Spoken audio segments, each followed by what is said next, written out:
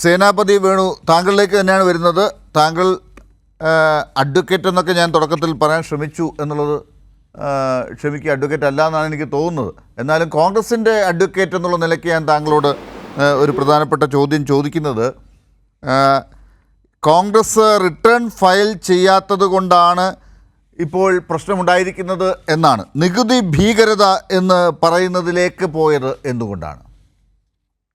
ലാല് അതിനു മുമ്പ് ഒന്ന് പറഞ്ഞോട്ടെ. ലാല് മുമ്പും പറയുമ്പോൾ സേനാപതി വേണു എന്ന് പറഞ്ഞ് ഞാനത് തിരുത്താത്തത്, ഞാൻ നിയമത്തിൽ ബിരുദവും ബിരുദാനന്തര ബിരുദവും അതോടൊപ്പം തന്നെ ക്രിമിനൽ ലോയില് സ്പെഷ്യലൈസ് ചെയ്ത് 25-30 വർഷമായിട്ട് നെടുങ്കണ്ടം കോടതിയിലെ ലീഡിംഗ് അഭിഭാഷകൻ എന്ന് ഞാൻ പറയില്ല, അവിടുത്തെ ഏറ്റവും പ്രമുഖരായ 4-5 അഭിഭാഷകരിൽപ്പെട്ട ഒരാളാണ്. ഒരു ദിവസം ഏറ്റവും ചുരുങ്ങിയത് ഒരു 10 ക്രിമിനൽ കേസിലും ഇന്നലത്തെ ദിവസം, ഇന്ന് അവധിയായിരുന്നല്ലോ, ഇന്നലത്തെ ദിവസവും കൈകാര്യം ചെയ്ത് ദിവസവും രാവിലെ മുതൽ ഏറ്റവും ചുരുങ്ങിയത് ഒരു 3 മണിക്കൂർ 4 മണിക്കൂറിൽ കോടതിയിൽ പോകുന്ന ഒരു അഭിഭാഷകനാണ്. ഇങ്ങനെ ഒരു ചോദ്യം ഞാൻ ഉന്നയിച്ചത് കൊണ്ട് തന്നെ ഇതെല്ലാം മാറിക്കിട്ടിയല്ലോ. ഇപ്പൊ ഒരു മിനിറ്റ് അങ്ങേക്ക് കാര്യങ്ങളെല്ലാം പറയാനും പറ്റി ഇതുപോലൊരു പ്രധാന ചർച്ചയുടെ മുമ്പിൽ തന്നെ. അതുകൊണ്ട് തന്നെ അഡ്വക്കേറ്റ് സേനാപതി വേണു, താങ്കൾക്ക് ധൈര്യമായി ഞാൻ ചോദിച്ച ചോദ്യത്തിന് ഉത്തരം പറയാം. അപ്പൊ ഞാൻ പറഞ്ഞത്, ഇപ്പോ നമ്മുടെ മുമ്പിലുള്ള ഒരു വിഷയം, ഇത് നികുതി ഭീകരതയ്ക്കപ്പുറത്ത് ഇത് ഫാസിസം എങ്ങനെ കടന്നു വരുന്നു എന്നുള്ളതിന്റെ ഒരു എന്താ പറഞ്ഞ ദൃഷ്ടാന്തമായി മാറിയിരിക്കുകയാണ്.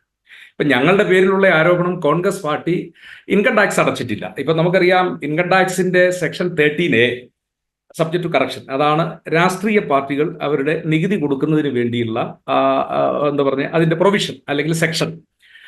വ്യക്തികൾ മാത്രം പോരാ, നമ്മുടെ നാട്ടില് ഫേമുകൾ, കമ്പനികൾ, പൊളിറ്റിക്കൽ പാർട്ടീസ് അല്ലെങ്കിൽ രജിസ്ട്രേഡ് രാഷ്ട്രീയ പാർട്ടികൾ, ഇവരെല്ലാം നികുതി കൊടുക്കാൻ ബാധ്യസ്ഥരാണ് എന്നുള്ളതാണ്. ഇപ്പം ഞങ്ങളുടെ പേരിലുള്ള അലിഗേഷൻ ഞങ്ങൾ നികുതി കൊടുത്തിട്ടില്ല എന്നുള്ളതാണ്. ശരി, ഓക്കെ, നിങ്ങൾ നികുതി കൊടുത്തിട്ടില്ല.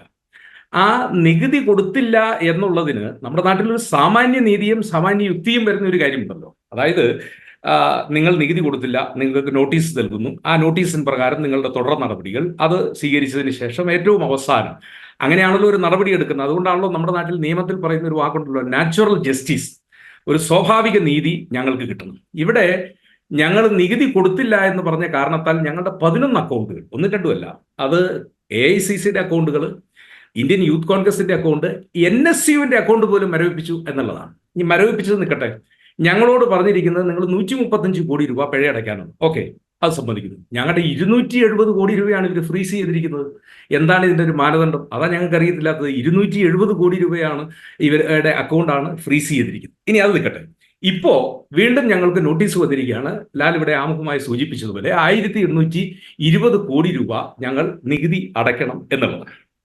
ഞാൻ വിനീതമായിട്ട് ചോദിക്കുന്ന ഒരു ചോദ്യം, ഇതൊക്കെ ഒരു സ്വാഭാവികമായിട്ട് നടക്കുന്ന ഒരു പ്രക്രിയ, അതല്ല ഇത് law take its own course, നിയമം നിയമത്തിന്റെ വഴിക്ക് പോകുന്നതിന്റെ ഭാഗമായിട്ട് നടക്കുന്ന ഒരു പ്രക്രിയകളാണോ ഇത് എന്ന് നിഷ്കളങ്കമായിട്ട് ആർക്കെങ്കിലും പറയാൻ പറ്റുമോ?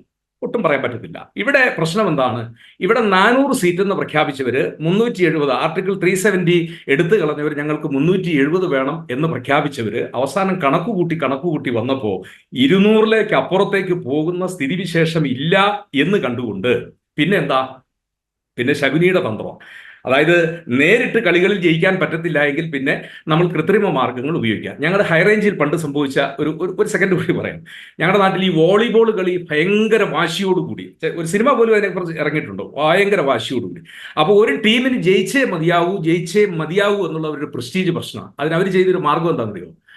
അപ്പുറത്തെ ടീമിലെ 2 ചാരന്മാരെ ഉപയോഗിച്ച് അവരെ വലയിലാക്കി അവർക്ക് തലേദിവസം കൊടുത്ത ഭക്ഷണത്തിന്റെ കൂടെ വിമ്മ് കലക്കി കൊടുത്തു. നമ്മുടെ നാട്ടിൽ അന്ന് മനുഷ്യന്റെ വയറ് മോശമാകാൻ പറ്റുന്ന ഏറ്റവും നല്ല സാധനം എന്ന് പറയുന്നത് കിട്ടുന്ന വിമ്മാണ്. അപ്പൊ പിറ്റേ ദിവസം ആ 2 കളിക്കാർക്ക് സംഭവിച്ചത് എന്താണെന്ന് അറിയാമല്ലോ. അപ്പൊ ഉദ്ദേശിച്ച ആളുകൾ കളി ജയിക്കുകയും ചെയ്തു. ഇവിടെ BJPക്ക് ഇപ്പൊ അറിയാം, നേരായ മാർഗത്തിലൂടെ തെരഞ്ഞെടുപ്പ് നടന്നു കഴിഞ്ഞാൽ അവരുടെ 400-ലും എത്തില്ല, 370-ലും എത്തില്ല, 200-ലും എത്തില്ല എന്ന് മനസ്സിലായി. അപ്പോ എതിരാളികളെ കളിക്കാൻ അനുവദിക്കാതിരിക്കുന്നതിന് വേണ്ടി ഇപ്പോൾ അവരുടെ കയ്യിലുള്ള ഈ ആയുധങ്ങളെ, അതായത് അന്വേഷണ ഏജൻസികളെയൊക്കെ ഫലപ്രദമായി ഉപയോഗിച്ചുകൊണ്ട് അവര് നടത്തിക്കൊണ്ടിരിക്കുന്ന കള്ളക്കളികൾ, ആ കള്ളക്കളികൾ അത് ജനാധിപത്യത്തെ സംബന്ധിച്ചിടത്തോളം അത്യന്തം അപലനീയമെന്ന് മാത്രമല്ല അത്യന്തം അപകടകരമായ ഒരു സ്ഥിതിവിശേഷം.